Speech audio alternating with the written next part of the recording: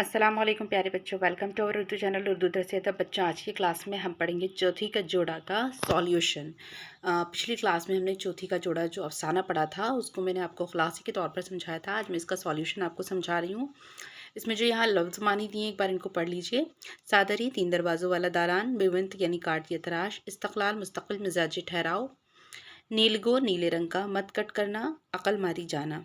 Toll मतलब लाल रंग का सूती कपड़ा, पिंडी मतलब कतरनों को एक साथ लपेटना, गिरह मतलब गज का चौथाई हिस्सा, रुपहली चांदी या चांदी के रंग की, मशाकी महारत, अलम झंडा, सनाउनी मौत की खबर, रंडापा उतारना इद्दत की मुद्दत ख़त्म होना, हकीमाना यानी दानिशमंदाना, तावील बहाना या तवज्जो, मस्कोट खुफिया सलाह मशवरा, खन्नासी शैतान, नरखरा सांस की नाली, मिट्टी के तोदे मिट्टी के माधो, गुत धुन, मुद्रा मतलब भाव बताना, बानबी बिल,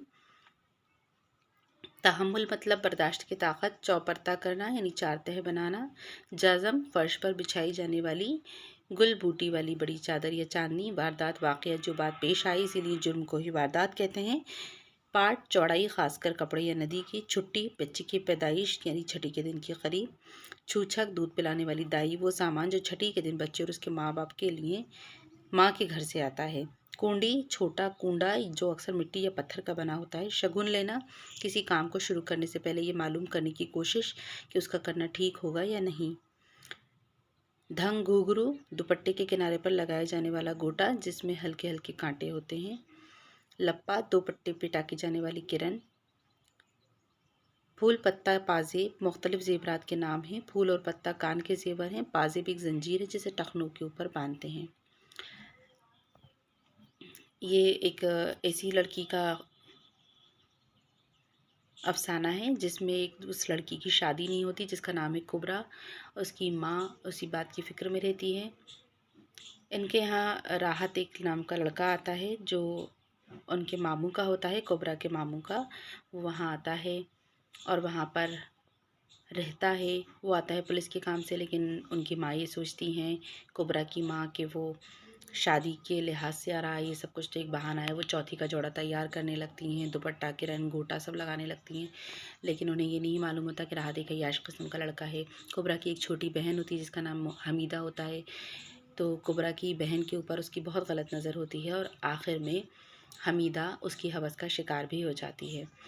तो आइए अब पढ़ते हैं इसके सवालात जवाब। की चहल पहल से क्यों दूर रहती थी? ये मशक़ी सवाल हैं, ये आपके चैप्टर से रिलेटेड हैं।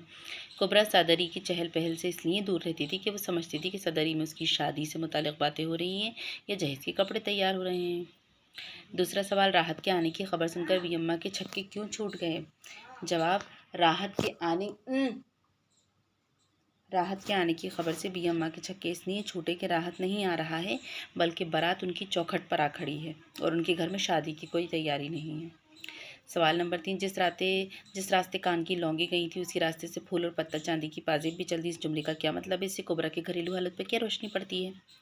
जवाब, कुबरा के घर के हालात अच्छे नहीं थे, माली परेशानियां थीं। भी अम्मा को कपड़े सीने से जो मिल जाता उसी में गुजारा होता, रूखी सूखी खाकर ज़िंदगी बसर हो रही थी। अब जो राहत आया तो उसकी खातिर मदारत के लिए पैसे चाहिए थे, इसीलिए कानों की लौंग, फूल पत्ते और चांदी की पाजेब जैसे जेवरात बेचकर राहत की तवाज़ु की गई।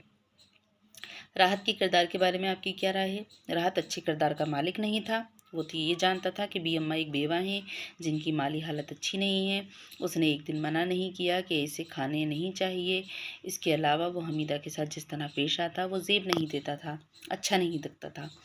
जाने से एक दिन पहले उसने रात के वक्त हमीदा के साथ जो सलूक किया था वो इंतहाई शर्मनाक और घिनौना था, जिससे मालूम हुआ कि राहत अच्छा आदमी नहीं था।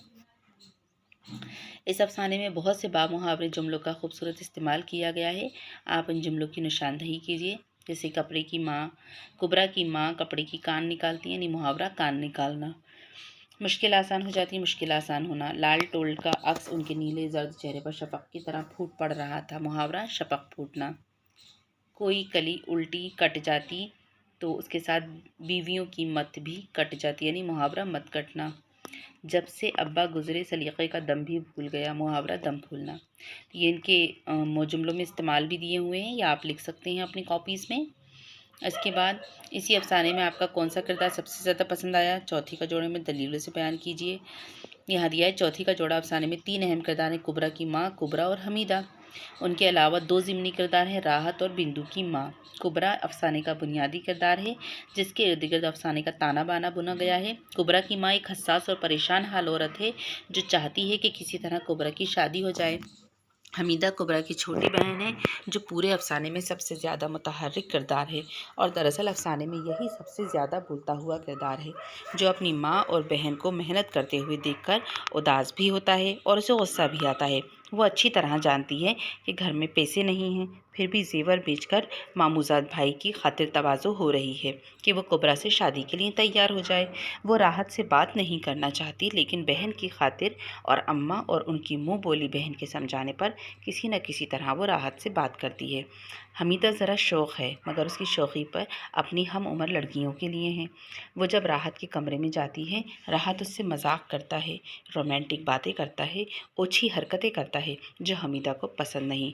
लेकिन राहत कहीं बुरा ना मान जाए और कुबरा की शादी उससे ना हो पाए, इसीलिए वो सब कुछ बर्दाश्त करती है। एक रात को राहत उसके साथ ऐसी हरकत करता है जिससे जाहिर होता है कि राहत एक उबाश और अय्याश लड़का है। वो करीबी रिश्तेदार लड़कियों को भी गलत निगाह से देखता है। हमीदा उसकी हवस का शिकार हो जाती है।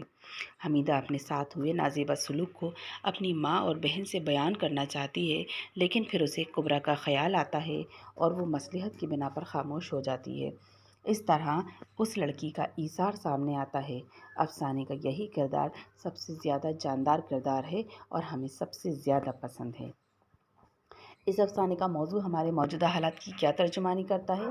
तो इस अफ़साने का मौजू मुसलमानों के मुतवस्सित तबके की बदहाली और गरीब मुसलमानों की पसमानदगी है। उन घरानों में अच्छी कबूल सूरत और पढ़ी लिखी लड़कियां शादी की उम्र होने के बावजूद इसलिए कि अपने घर की नहीं होती कि उनके वालिदैन के पास रस्म दुनिया और रिवाज के मुताबिक जहेज़ देने के लिए पैसा नहीं है।